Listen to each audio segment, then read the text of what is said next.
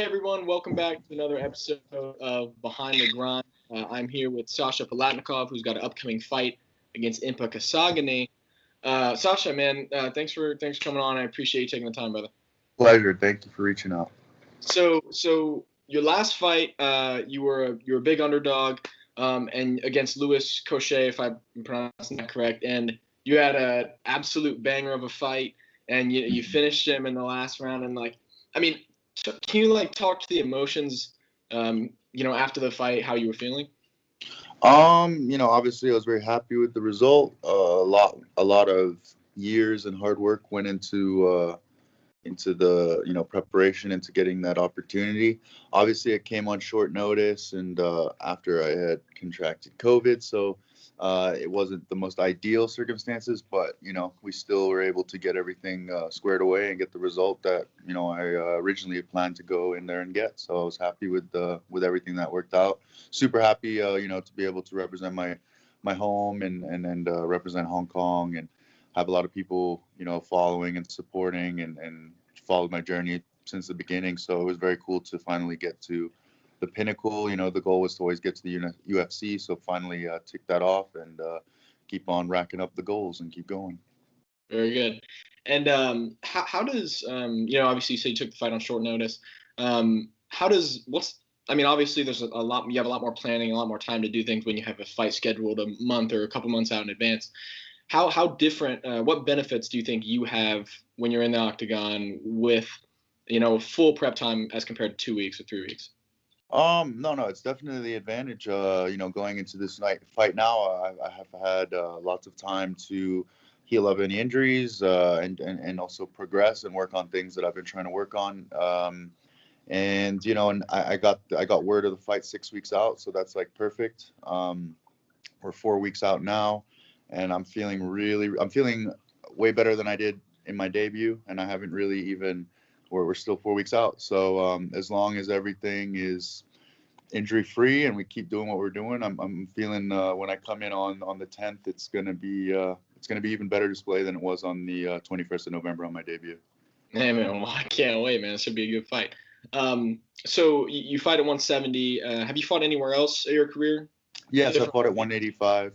I was a middleweight champ in a promotion in Korea, but I never really. I've always been a 170, but with sometimes coming up, there would be opportunities, and I would take that fight.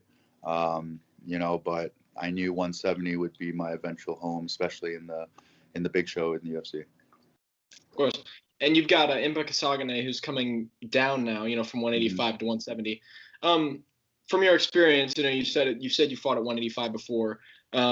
What disadvantages do you think he's going to have coming down? I'm not. I mean, based on what it looks like, he's never had a professional fight at 170 pounds. He's an extremely lean, muscular guy. So there's definitely going to be some muscle mass that will have to come off, my guess. But then again, I don't know him personally. I don't know his body. So Yeah. I wish him all the best in his weight cut. But at the same time, maybe he felt after his last fight, maybe he didn't feel strong or didn't feel like he had an advantage at that weight. So maybe he decided he had to come down. I know I've heard that he had to hire a nutritionist to make it, and it's something it's in the back of your mind. It's something you have to think about. It's an added stressor potentially. Whereas me making 170 is a cakewalk. I'm eating, I'm drinking the whole week of the fight.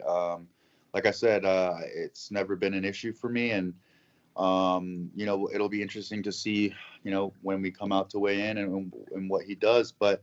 I just see it as maybe an out. He just didn't maybe feel comfortable at 185 and thought, hey, I could have an advantage at 170. For me to welcome him at 170, I think it's great for me and maybe not so great for him. Being a former 185er myself, having fought big guys, I can deal with the power. I'm not too worried, and I think my speed still is going to be a little bit quicker than his. And same with my footwork. He's an athlete. He's strong. He's powerful. Super composed guy. All the respect. It's going to be a hard fight, but at the same time, there's levels, and I feel like I can expose some of his levels with what I've been doing my whole life. Of course. And Kasangany is a fairly big name for just your second fight in the UFC. Where do you feel like a big win lands you? After a victory here. Yeah, I mean, if you look at the current trend, where some other fighters in the UFC coming in and getting 3 or 4 fights in a row, finishes or good fights. I'm hoping this year, after this fight, hopefully can finish off the year with a couple more good wins, and then I'm hoping next door to be knocking on that top 15 window. That's been the big goal here. Kamzat did it, fought nobodies and got accelerated to the top pretty quick. So I would love to fight guys that are somebodies, like you just said. Impa's a name, people know him. Maybe not necessarily for the right reasons, but he's a very well-known guy, especially stateside. So it gives me an opportunity to get a little bit more exposure. And if people like what I do on the 10th, then they'll hopefully be eager to see me back in there as soon as possible. And the UFC will give me a fight that people will want to watch. For sure, man. And so recently we've seen in the UFC, you've had some rule violations, the past couple weeks with Petr Yan, and then recently with Eric Anders last night with the knee.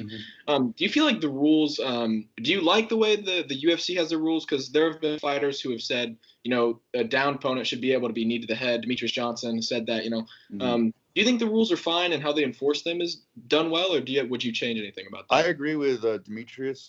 Seeing as I've also fought over in Asia, that rule set is more common over there, and with one championship. And to be honest with you, you can have the argument.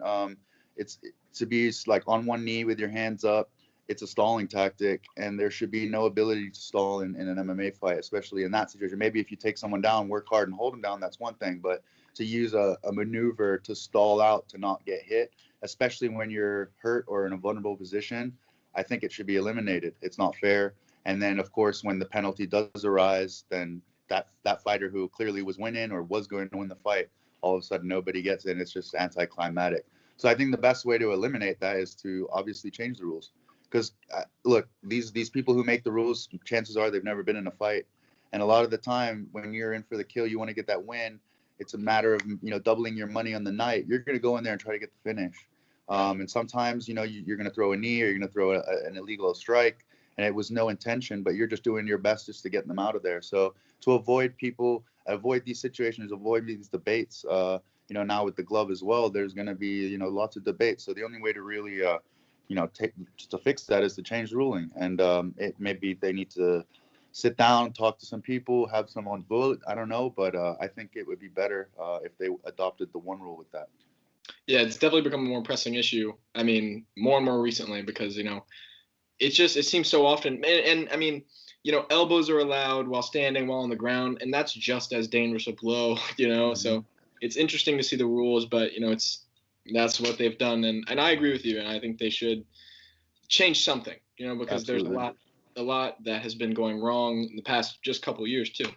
Kind of wrapping up, if you could fight anyone in the history of MMA, it could be outside the UFC or any weight class even, who would it be?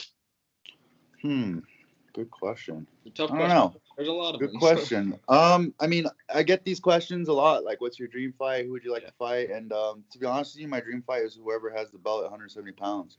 I've never really there's never been a time where I've been like, oh, like I would love to fight that guy. Like if there's ever an opportunity to fight someone, I'm gonna sign the contract and I'm gonna go fight him. But I respect a ton of athletes. Like, I mean, how about train? I wouldn't necessarily say fight, but like train to go. I'd love to train with someone like GSP. He's someone that I've looked up to as a young athlete. I would love to spend some time with him if there was ever an opportunity.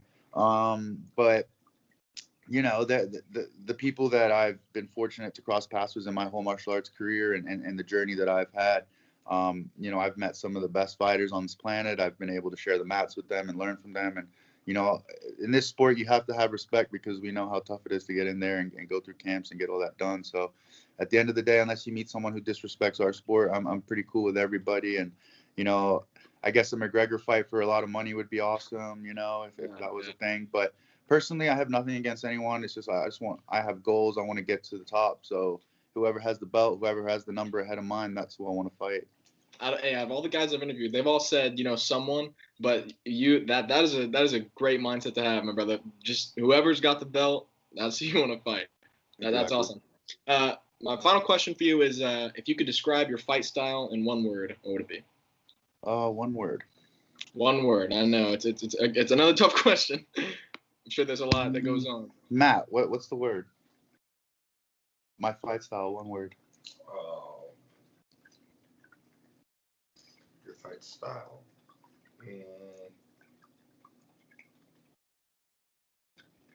I'm not a sophomore. I'm trying to be good with this. There's one word in my mind, but I think I could be better than that. I'm thinking dynamic, but it's too easy. Dynamic. Dynamic. Hey, dynamic hits a lot. It hits a lot of points, man. Dynamic's a good one. Dynamic. I don't know. Matt's my coach, so he's the one who should be able to. He should be able to pull something out for me. He should know best. He should know best. You got nothing for me, Matt? Oh, ballsy. Ballsy. You said ballsy. There you go. That's a true one. That's perfect. That's perfect. All right, hey man. Thank you for doing this, taking the time. I know you're a very busy man. You got a big fight coming up. We wish you the best, man. Thank you, brother. Have a good one. Take care. Have a good one.